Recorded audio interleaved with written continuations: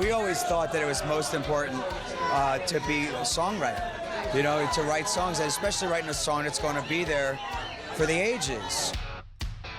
It's hard to overlook Bon Jovi when it comes to big-haired rockers who've stood the test of time. You know, when you start as a musician, you don't really look forward. I can't see the future, and we never have. We just say, let's just play and you play today. You know, if we're healthy and we're out there, you do it. It's fun. That's really, it's about it. I think the great thing that this band has is the outlets that we have. Richie makes solo records, Tico does his artwork, I make movies, David's writing a Broadway play, and then we come back here. Now that gives us 4 other outlets to bring creativity home to this. Since the dawn of Hair Mousse, the New Jersey-based band has been producing hits and selling millions of albums. I think the reason that we're still around is that, you know, our audience grows with us. So, and we're writing about them, essentially. I mean, that's, as a songwriter, you know, I think the essence of songwriting is communication. Their ability to bridge the gap between heavy metal and pop is credited to their style and ease.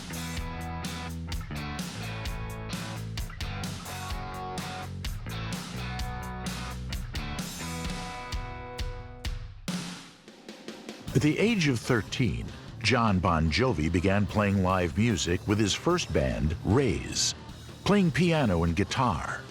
Jon met David Bryan at the age of 16 and formed a band called Atlantic City Expressway. Jon played in the band Jon Bon Jovi and the Wild Ones at the Fast Lane and opened for local acts while still in his teens. I'm from New Jersey, you know, and that's a trick question. I don't want to get into that.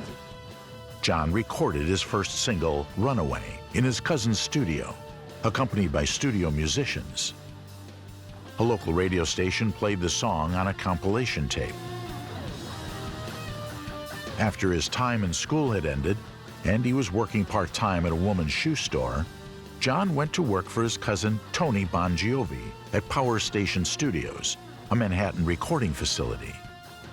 Despite sending several demos, including one produced by Billy Squier, to record companies, Jon failed to gain any traction.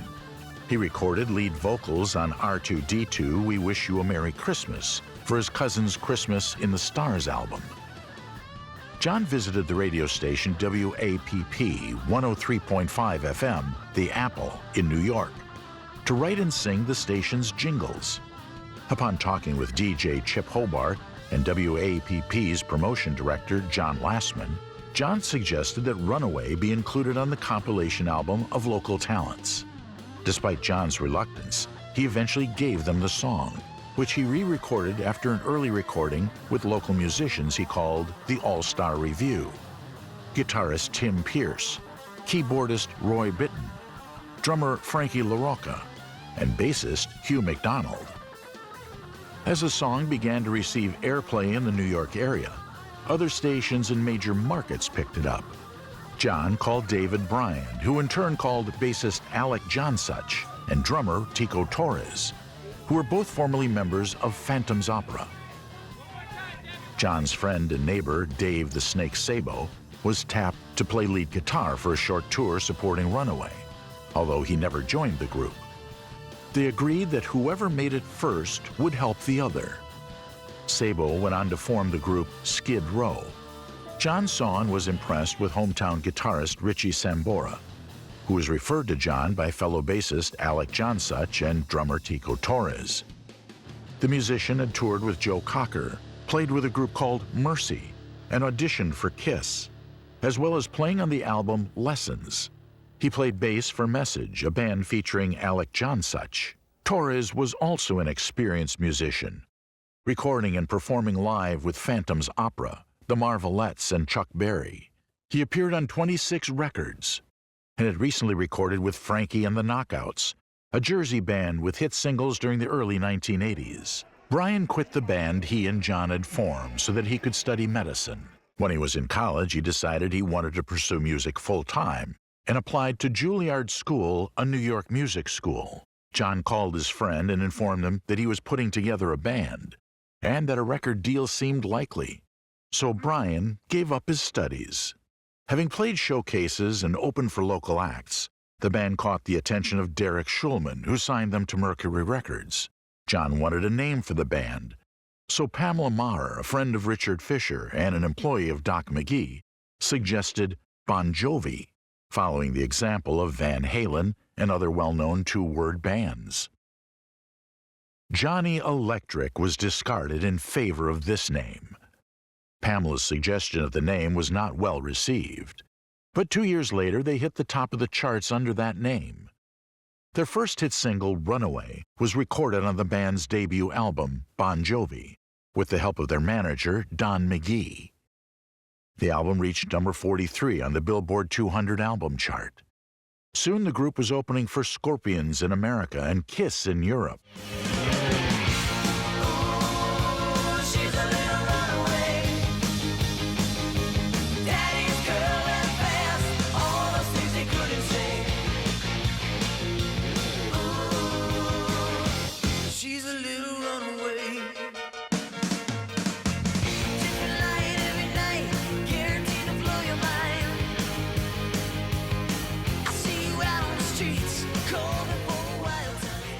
Bon Jovi's second album, 7,800 Degrees Fahrenheit, featured 3 singles: Only Lonely, In and Out of Love, and Silent Night. The Recording Industry Association of America certified the album gold after it reached number 37 on the Billboard 200. Despite selling poorly, the album allowed Bon Jovi to get out on the road again. The band played in Japan and Europe and toured the U.S. for 6 months supporting Rat. The group changed its approach after 2 moderately successful albums and hired Desmond Child as collaborator and Bruce Fairbairn for production. During the recording of their third album, Bon Jovi spent 6 months in Vancouver, Canada. The band named the album Slippery When Wet after a trip to Vancouver's strip club. The album Slippery When Wet topped the Billboard 200 for 8 weeks. Both You Give Love a Bad Name and Livin' on a Prayer, the first 2 singles from the album, reached number 1 on the Billboard Hot 100. I ain't fooling around tonight. Are you with me out there?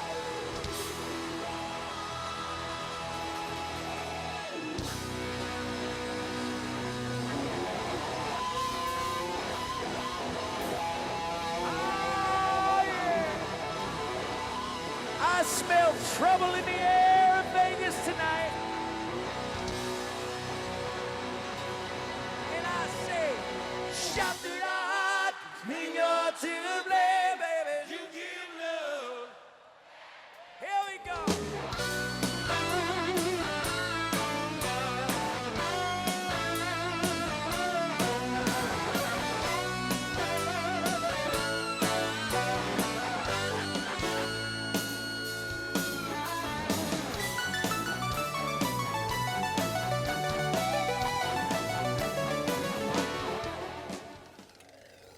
The band won a People's Choice Award for Favorite Rock Group and an American Music Award for Favorite Pop Rock Band. At the time of the album's release, Bon Jovi supported 38 Special. But by the end of 1986, they'd performed headline shows across America and were well into a 6-month tour. Over 130 shows were headlined by the band on the tour without end. Everything is bigger and it moves twice as fast, said John when asked what this breakthrough meant. You're recognized twice as often. This is bigger. The whole world gets bigger. You have to sell more records, be huger. You get smarter and you understand the business a little more, so it's more responsibility. You understand it now and you want to make sure everything goes right. As a way to prove that Slippery When Wet was not a fluke, Bon Jovi released their 4th album, New Jersey, which peaked at number 1 in the US, Canada, UK, Ireland, New Zealand, and Australia. I like Bon Jovi. Do you know what I mean? Living on a Prayer. Slippery When Wet is absolutely genius. And he did that one for Young Guns. On a steel horse I ride, wanted. Unbelievable. On the Billboard Hot 100, the album spawned 5 top singles, giving Bon Jovi the record for the most top 10 singles spawned by a hard rock album. MTV banned Bon Jovi's video for Living in Sin due to its sexual content. After it was re-edited, MTV put it on heavy rotation. A massive world tour continued throughout 1989 and 1990. More than 232 shows were performed in 22 countries, including a sold-out homecoming concert at Giants Stadium in New Jersey. As part of the Moscow Music Peace Festival, the band traveled to the Soviet Union. New Jersey was the first U.S. album legally released in the Soviet Union, and Bon Jovi was the first band officially sanctioned by the Soviet government to perform in the Soviet Union. Going on highly paced world tours and recording Slippery When Wet and New Jersey back-to-back was exhausting. The band had performed 16 months of concert dates by the end of its New Jersey tour. Physically, mentally, and emotionally, the bandmates were exhausted. As a result of the final tour date in Mexico, and with no clear plans for the future, the members of the band simply went home. There were few, if any, goodbyes between the band members. They all retreated to their own projects and showed no interest in making another album. I burned my guys in the band out. They were exhausted. And I just got this burst of energy at the end of the tour, and when the opportunity came up, I wrote the stuff. It was really a one-off, and it's nothing I planned to do then or plan to do in the future, but should something come up, I would. I had a great time, you know, being a part of this. I wished only that I could have been involved earlier. I got in the project so late. It was almost done when I got involved.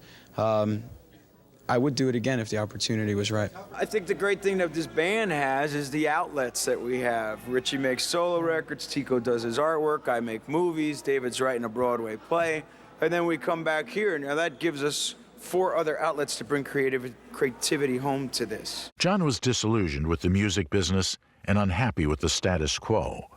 So he sacked his management, business advisors, and agents, including longtime manager Don McGee. Jon closed ranks and formed Bon Jovi Management himself to take on the management responsibilities. To discuss future plans, the band traveled to the Caribbean island of St. Thomas. By allowing each member to talk about his feelings without interruption, they were able to resolve their differences. Once their issues were resolved, they headed back into the Vancouver Little Mountain Studios with Bob Rock to record their 5th album. Work on the craft of songwriting, because that is the foundation, and that's what gets to people. You know, you have to be able to write a song that it becomes a soundtrack to people's lives. The 5th studio album by Bon Jovi, Keep the Faith, marked a new chapter in the band's history and marked a change in its sound and image. Write your songs, stay true to who you are. Don't chase another fad, fashions. Do what's true to you. And if it's honest, people will find it.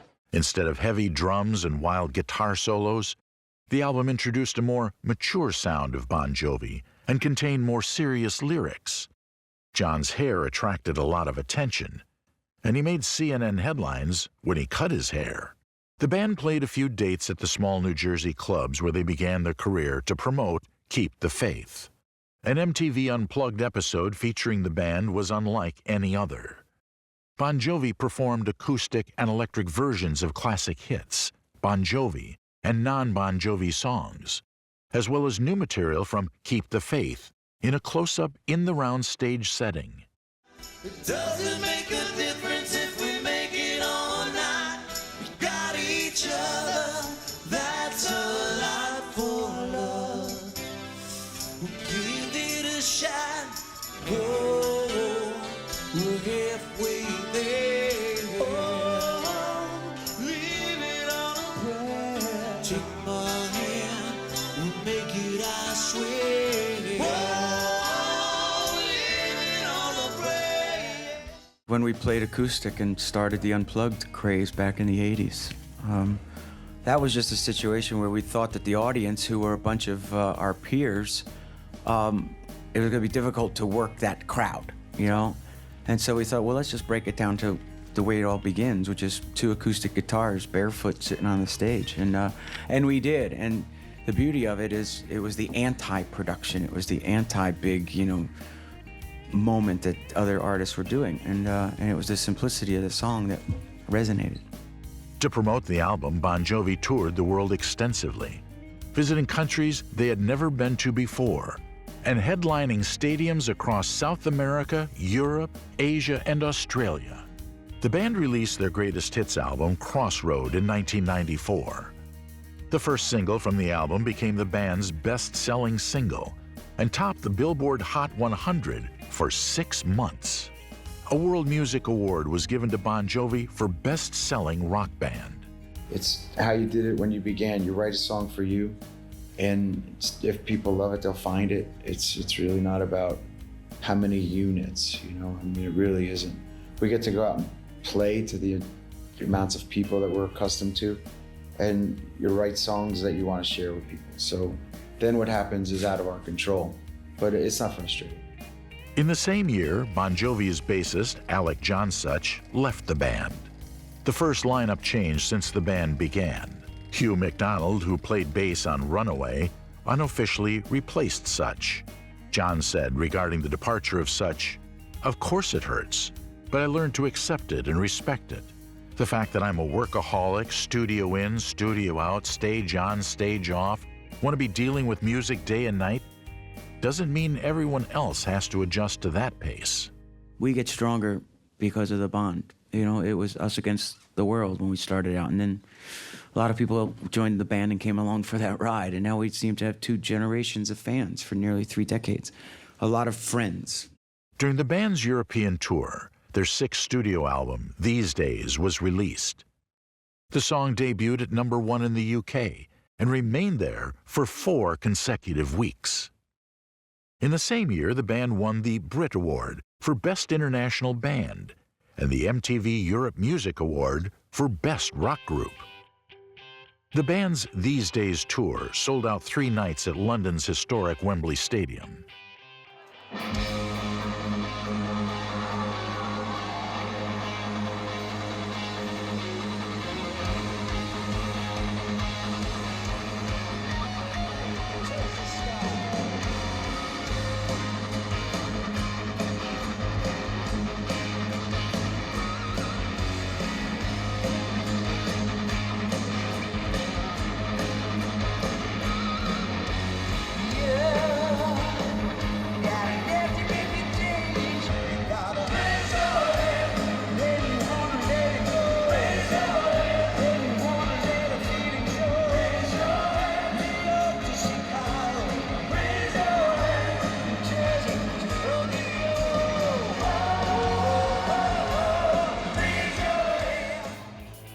In the wake of These Days tour's overwhelming success, the members of the band separated.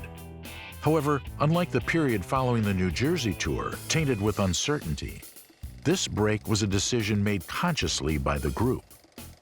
The members of Bon Jovi agreed to take a 2-year break from the band. Bon Jovi reunited in 1999 to record the song Real Life for the movie Ed TV. I think that movie people are opening up more and more to music, and it's not the stepchild anymore, you know. And when we did it, I felt that it was just starting to open up, you know. Now, what's it, 4 years later, it's changed quite a bit. Yeah, and sometimes the movie soundtracks actually sell more than like the movies do theatrical and stuff. Yeah, they do.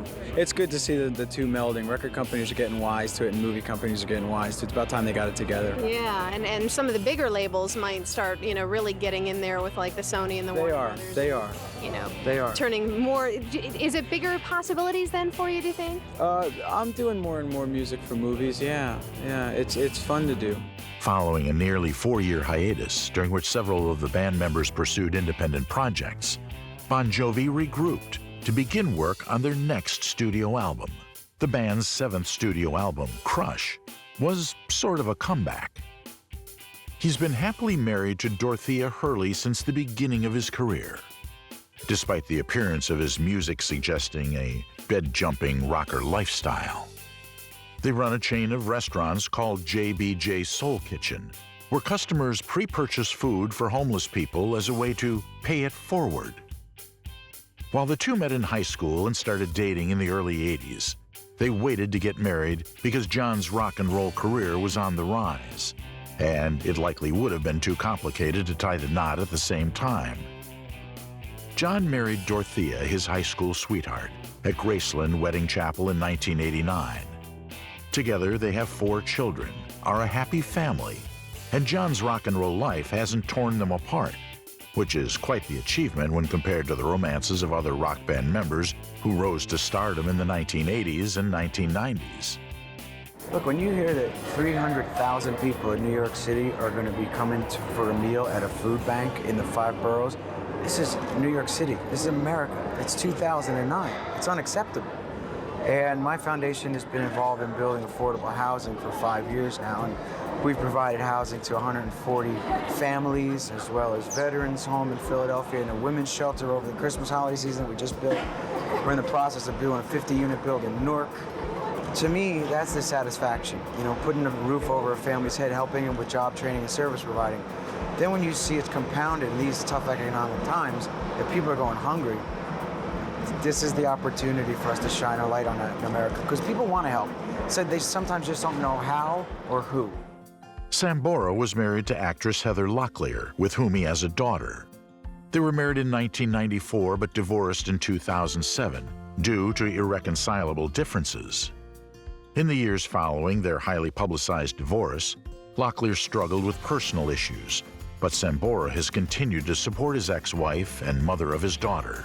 Sambora has a history of high-profile relationships, including Cher, Denise Richards, Nikki Lund, and a recent relationship with fellow guitarist Orianthi. Along with recording as a solo artist after leaving the band, Sambora also released a collaboration with fashion designer Nikki Lund called White Trash Beautiful. In 1983, shortly after Bon Jovi was formed, Torres and his first wife divorced. In 1996, Torres married Czech-born model Eva Herzegovina in front of their closest friends and family, including members of Torres's band, who serenaded the happy couple through their dance with the hit single Always. They divorced 2 years later. In 2001, Torres married his third wife, Maria Alejandra, and they have a son together. Known as the Hitman, Torres has also discovered another talent, painting. He has exhibited his work since 1994. His first exhibition took place at the Ambassador Galleries in New York. A self-taught painter, Torres creates expressive pictures that depict scenes from everyday life and his life with the band. In 1990, Bryan married his high school sweetheart, April McClain, but they divorced in 2004. The couple has 3 children together. He later married Lexi Quas in 2010. He has also collaborated with Joe DiPietro on a number of musicals, including Memphis, for which he won the Tony Award for Best Original Score, The Toxic Avenger, Chasing the Song, and the most recent, Diana. We always thought that it was most important to be a songwriter, you know, to write songs, and especially writing a song that's going to be there for the ages. You know, you write those kind of songs that generations sing. It's the greatest gift there is.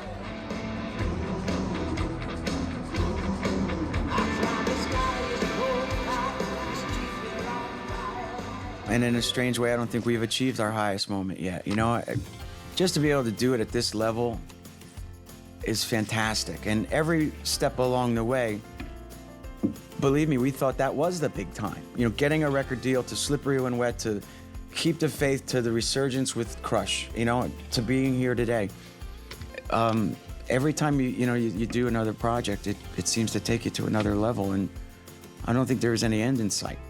In addition to becoming a symbol of the band's longevity, as they overcame many changes in the mainstream rock scene with great success, their single, It's My Life, was one of the group's most successful releases in a decade, as well as introducing the band to a new, younger fan base.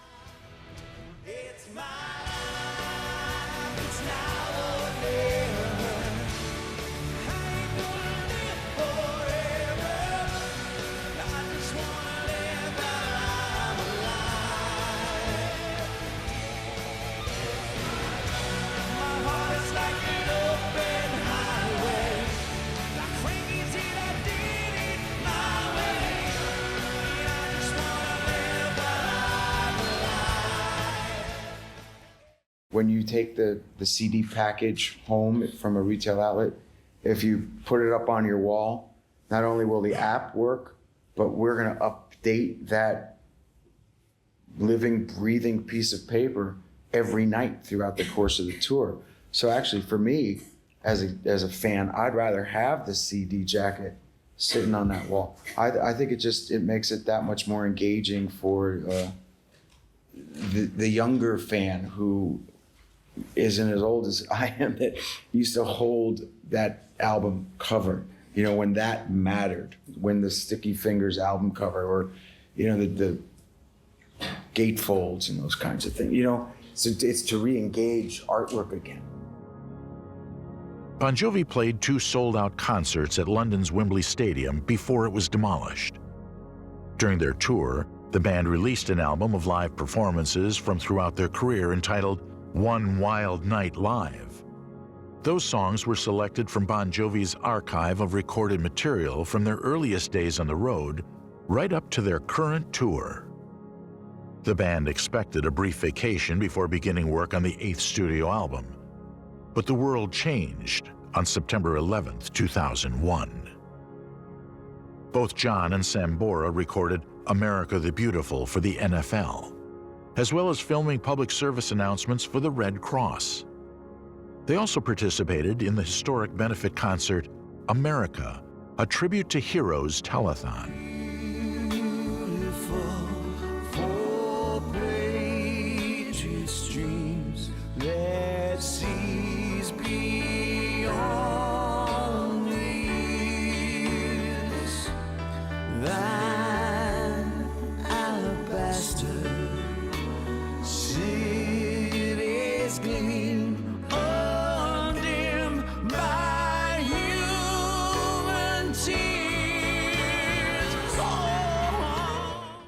The band performed at 2 Monmouth County Alliance for Neighbors concerts in Red Bank, New Jersey, 1 month later, to raise money for families living close to the band's hometowns that were affected by the World Trade Center disaster. In addition to performing at Madison Square Garden, Bon Jovi also raised relief funds and paid tribute to those who worked to save lives during the attack. Their 8th studio album, Bounce, was influenced by the terrorist attacks. So a lot of these stories, I think, were born, and these babies were kind of pushed out of the things that are happening actually in the world, you know? And as you become a grown-up songwriter, I think you're almost, you know, you're gonna write about that kind of stuff, and that's what's gonna come out. But for us, it's in a very, very human way. It's in a very personal way, how maybe, you know, that couple that's next door to you, how are they feeling about it? Or the people that come to see you in concert. You kind of put yourself in that kind of position, and you kind of be right from a place of the observer. A duet version of their single, Who Says You Can't Go Home, included on the band's 9th studio album, Have a Nice Day, was recorded with Jennifer Nettles of Sugarland. This version topped the Billboard Hot Country Songs chart, making Bon Jovi the first rock group to reach #1.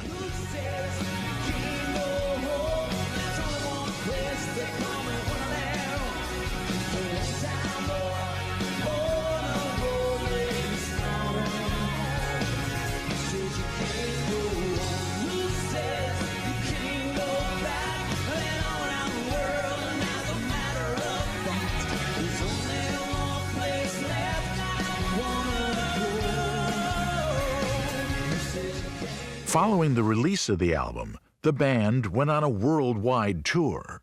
Over 2 million people attended the tour, which was a significant commercial success. The tour ranked 3rd behind the Rolling Stones' A Bigger Bang World Tour and Madonna's Confessions Tour. Bon Jovi was inducted into the UK Music Hall of Fame in 2006, alongside James Brown and Led Zeppelin. You know what? If you're smart, every day is a memory. There are things, you just got to see them flying by, you know? It's being a songwriter, it's the closest thing to immortality that we're ever going to see. You know, I've never felt competition. I guess, even as an artist, I think, I've never really felt a competition with anybody else. I think that we're running our own race, interestingly enough. I think it's almost like if you get into that competition race with somebody else, you're not really being yourself. You're kind of drifting into their lane a little bit. You know what I mean? So, I mean, all you can do is really the best you can do. So if you look at, I mean, personally, that's the way I've always looked at it. If you're doing it that way, and then, you know, if somebody jaunts ahead of you in that particular race, well, they do. And then a year later, you're ahead of, you know, it's just, you know, it's about how the songs are affecting people, and that's what's going on. So, you know. Following the success of their previous singles version with Jennifer Nettles, Bon Jovi's 10th studio album, Lost Highway, combined the rock sound with country music. Bon Jovi performed 10 promotional concerts in the US, Canada, the UK, and Japan as part of their album promotion. The band was the first to perform at the new O2 Arena in London when it opened in 2007. We opened up this building, which was a big honor. We have a habit of doing that. We just opened up the new Meadowlands Stadium in New Jersey. We sold out 4 nights there, which is great. We closed Wembley, and we've had a habit of doing these kind of things, which is kind of like a statement. But I think it's enjoyable because it becomes folklore, culture, history, things like that. And what we did on the roof today was kind of like the same thing. You know, we like to make statements like that, and I think people remember things like that, so that makes it just kind of cool. Most bands would just put up posters, maybe take out a few adverts to say they were coming to town. Not Bon Jovi.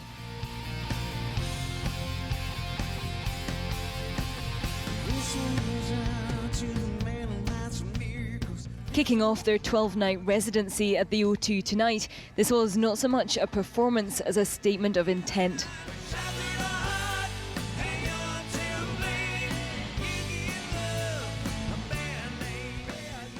You know, people have always said about Bon Jovi, we'll play anywhere, and if you don't have electricity, don't worry, we'll bring our own. Case in point, the roof of the O2. So we wanted to do something fun, something different, and get a good view from the top. Well, we spent a month in London just doing the O2 this past summer, with the knowledge that we'd be back, in the summertime this year to go back outdoors. So we had a grand old time staying there for a month and having everybody come to us instead of us having to go to everybody, which is a start of something. Idea, yeah. I like that. A lot less packing. So I think this summer's tour is going to be fantastic. Described by Jon as a Bon Jovi album with Nashville influences, the album contained another collaboration, Till We Ain't Strangers Anymore, featuring LeAnn Rimes, and was nominated for the Academy of Country Music Award for Vocal Event of the Year.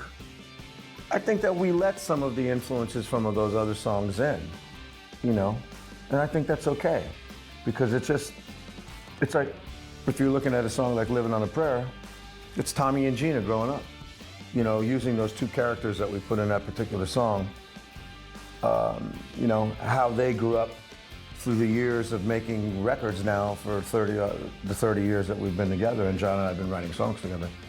I think that, for me, it never bothered me that we used another set of characters that almost resembled a bit of them.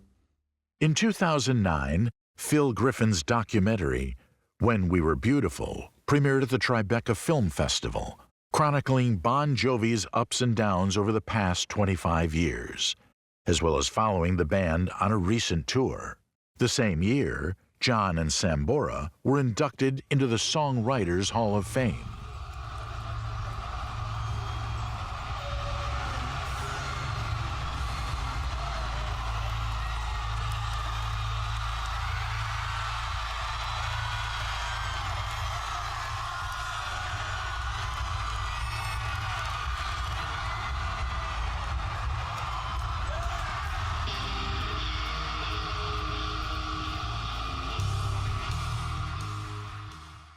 I don't think we put any pressure on ourselves in those situations. That'd be the last thing you'd want to do.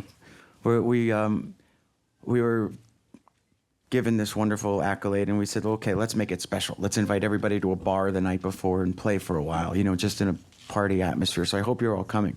But then tomorrow is just a means to the way back, west. We're heading back home. So tonight's more of the celebration and the party. Tomorrow is look good for the cameras, hope they don't unplug the monitors, and then, you know, journey on.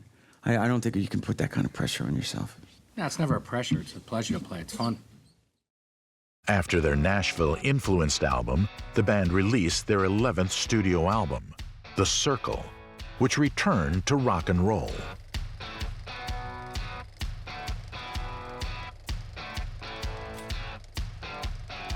The Circle tour saw Bon Jovi head out on the road again. In New Jersey, the band made history by performing the first show in the brand new Meadowlands Stadium. I'm on the road now. We're finishing our residency here at the O2 on Saturday evening. This is probably, we're somewhere in the show number 52 or 53 of our tour at this point. We're looking at probably 150 shows. I have another 100 shows left in 30 countries all over the world. There'll be a new greatest hits package coming out with 5 new songs for Christmas. And we'll be back in Europe for the summer of 2011. I think we have 40 stadiums that are booked right now, and I'm sure that'll grow. So, you know, for me, the music side is pretty busy.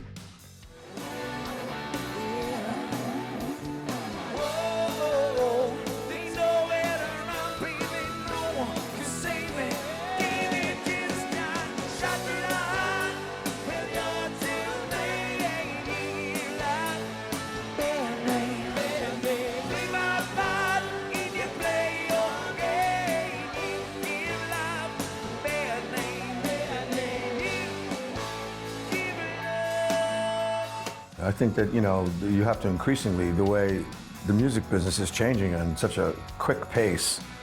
And, you know, speaking about it from my terms, it's impossible to know the impact of your record. You know, you cannot, it's not by sales anymore. You know what I mean? What is it? How many people hear it? Is it 3 times? Is it 6 times? Is it 12 times? Who knows? There's no way to have that data to actually know how much you're impacting. You know, I think that, you know, doing the interactive thing that we've done with this record and the app, in a way we've tried to trick people into nostalgia to actually get the physical copy of the record, because it's going to change. Every show that we're on the road, there's going to be some new thing that's going to be coming out of that, which I just thought was a brilliant idea. And it wasn't mine, unfortunately, rats.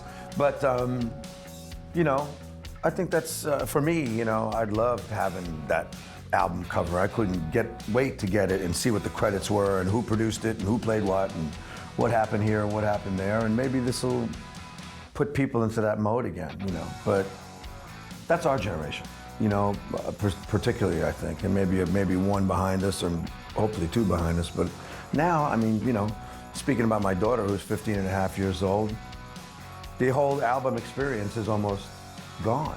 It's all a playlist of cherry-picking songs that she likes off a specific artist's record. Not that it's wrong or right, it's just the way how the business is now shifted, you know. And, you know, I mean, album, to me, an album is a whole work of art, in a way, for a musician. You know, that's the only way I know how to do it. I have to surround the concept of what I was trying to do, you know. On my last solo album, I made a very specific. I did a whole limited edition run with the whole record on vinyl, obviously. In early 2012, Jon announced that the band was working on a 12th studio album, and in a live performance, Jon played an acoustic version of one of the songs that would appear on the album.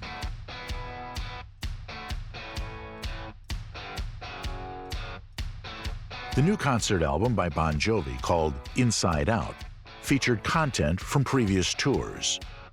The album was screened at movie theaters, along with a question and answer session with the band members. We have performed in snow, rain, dire heat. Every extreme there is. Bon Jovi has brought rain to deserts. The elements are of no concern here, you know. It will be glorious no matter what. Actually, it was a partnership with Interactive from Washington, D.C. And it was done, I was drawn to it because I think that the internet and everything goes on. You want to pass on knowledge. That's what it's about. Also, if you're a Bon Jovi fan or a Richie Sambora fan, it'll definitely let you into the life of who I am. You can access videos from Bon Jovi and Richie Sambora also, private photos and things like that. So it's quite informative. By 2013, Sambora departed the band's ongoing tour for unspecified reasons. Sessions guitarist Phil X filled in. Phil X previously replaced Sambora for several 2011 dates. Despite rumors that Sambora had been fired, Phil X stayed on for the remainder of the tour. Both Sambora and Jon later denied the claim. I have just come from doing my solo album. I was just here in London, right before the end of the year, doing my solo tour. It's interesting because it seems like I haven't stopped, so my chops are up. At the end of the last Bon Jovi tour, 18 months, 52 countries. I took 2 weeks off and I started writing my solo album, Aftermath of the Lowdown, and recorded that. And somewhere in the middle of that, Jon and I started to write. And somewhere I found a place to actually record that record and also do a solo tour, which brought me up to speed right about over here. Jon told a reporter that Sambora had officially left the band and that the band was nearing the end of writing songs for their next studio album, their first without Sambora. Smile is what you say. You promise me heaven and put me through hell. Change of love and hold on me. When passing the prison, you can't break free. Oh, you're not in God. Yeah. Whoa, you know it right. No one can save me. Maybe this time, shut your eye. Where you're to blame. You give love a bad name, bad name. Do not fight anyway your game. You give love a bad name, bad name. You give love a bad name.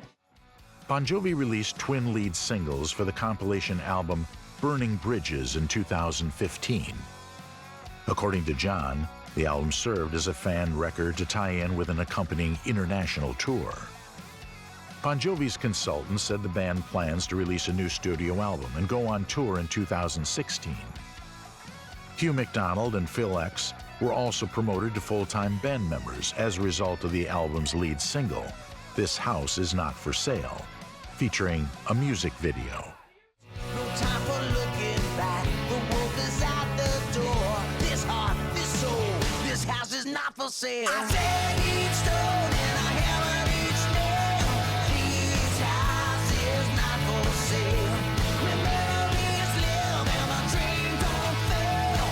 This house is not for sale. Cut it off. I cut it off. The studio albums of Bon Jovi, spanning their 32-year career, have been remastered for vinyl release by Island Records and Universal Music Enterprises.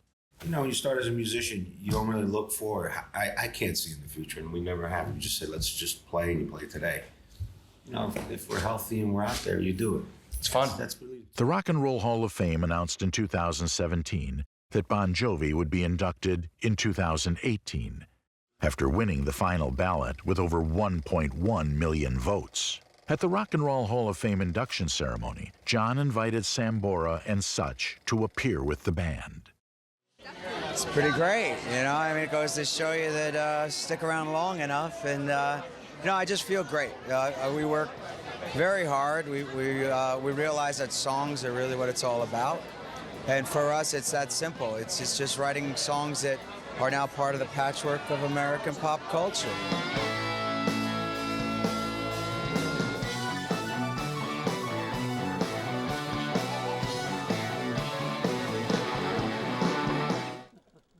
I think the reason that we're still around is that, our audience grows with us.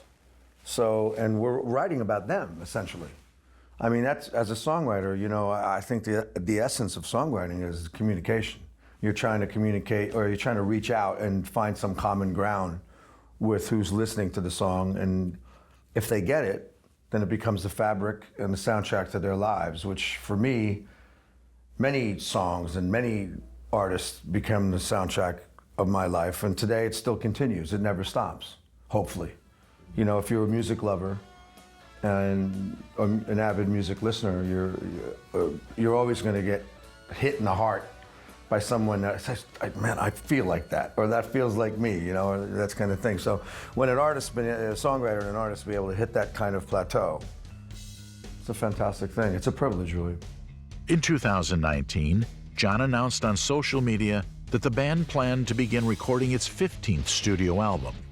However, it was postponed, along with many other artist projects, because of the COVID-19 outbreak. A tour is scheduled for April 2022. It's hard to imagine a world without Jon Bon Jovi's music.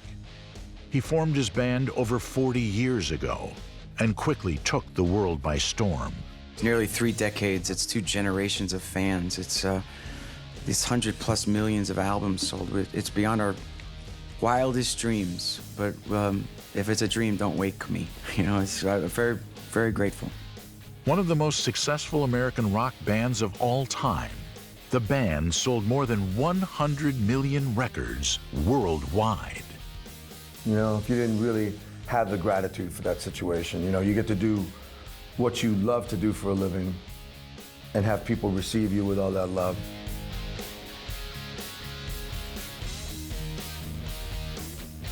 You know, when you start as a musician, you don't really look forward. I can't see in the future, and we never have. We just say, let's just play and play today.